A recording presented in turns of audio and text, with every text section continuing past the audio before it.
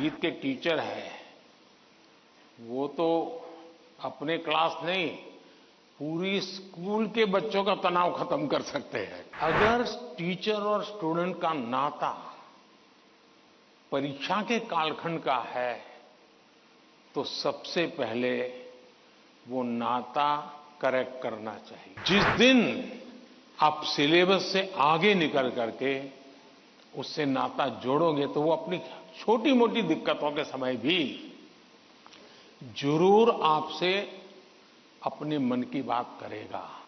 पहले तो मैं समझता हूं जो संगीत के टीचर हैं, वो तो अपने क्लास नहीं, पूरी स्कूल के बच्चों का तनाव खत्म कर सकते हैं।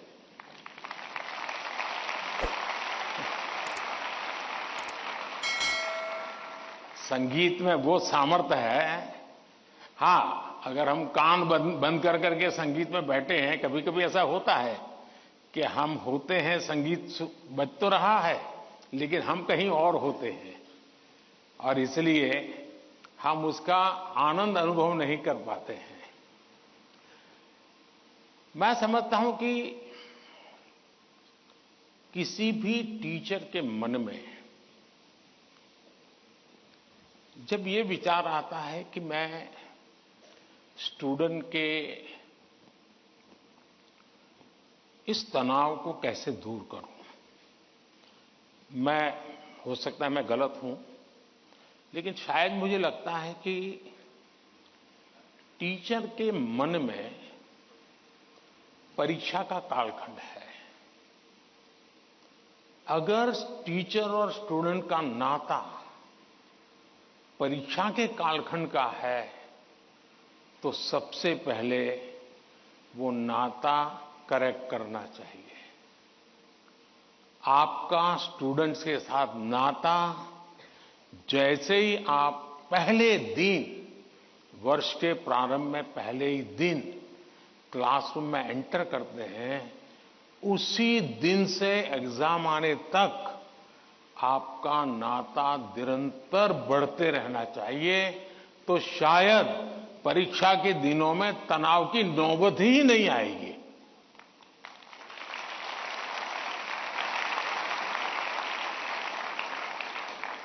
आप सोचिए, आज मोबाइल का जमाना है,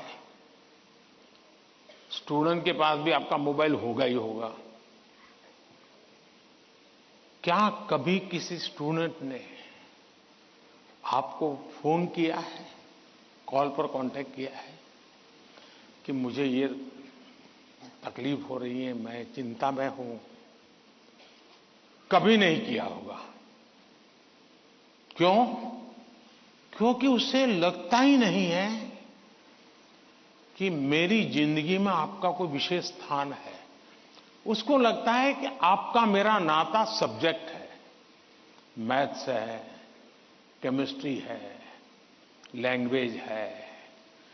जिस दिन आप सिलेबस से आगे निकल करके उससे नाता जोड़ोगे, तो वो अपनी छोटी मोटी दिक्कतों के समय भी जरूर आपसे अपने मन की बात करेगा। अगर ये नाता है, तो एग्जाम के समय तनाव की स्थिति पैदा होने की संभावना ही खत्म हो जाएगी।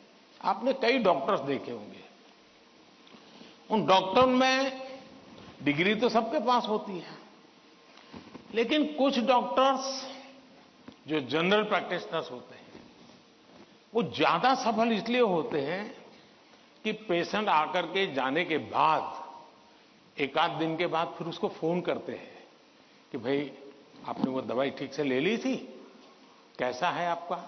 वो दूसरे दिन अपने अस्पताल आएगा, तब तक इंतजार करने के बजाय बीच में एक आध बार बात कर लेते हैं, और वो बॉन्डिंग होता है ना, वो उसको आधा ठीक कर देता है। आप में से कोई टीचर ऐसे हैं, मान लीजिए किसी बच्चे ने बहुत अच्छा किया और जाकर के उस परिवार में बैठ करके कहा, भाई आज तो मैं मिठाई खाने आया हूं, आपके बच्चे ने इतना शानदार कर दिया, आज आपसे मिठाई खाऊंगा।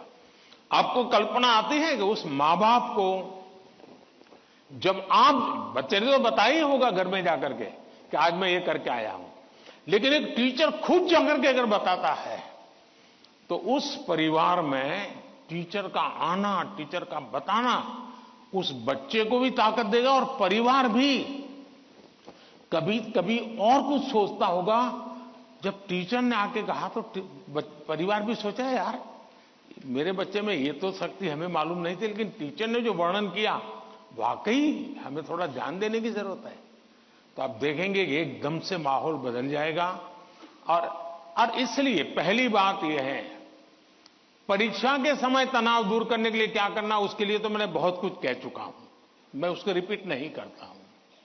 लेकिन अगर वर्ष भर आपका उसके साथ नाता रहता है, मैं तो कभी कभी पूछता हूं कई टीचरों को कि भाई आप 30 साल से टीचर हैं, जो पहले बार आपके यहां पढ़ाई करके गए होंगे शुरू में, अब तो उनकी शादी हो गई होगी, क्या कोई आपका स्टूडेंट अपना शादी का कार्ड देने आया था क्या? 99% टीचर मुझे कहते हैं कि नहीं, कोई स्टूडेंट नहीं आया। मतलब हम जॉब करते थे, हम जिंदगी नहीं बदलते थे। टीचर का काम जॉब बदलना नहीं है, टीचर का काम जॉब करना नहीं है, टीचर का काम जिंदगी को संवारना है, जिंदगी को सामर्थ्य देना है। और वही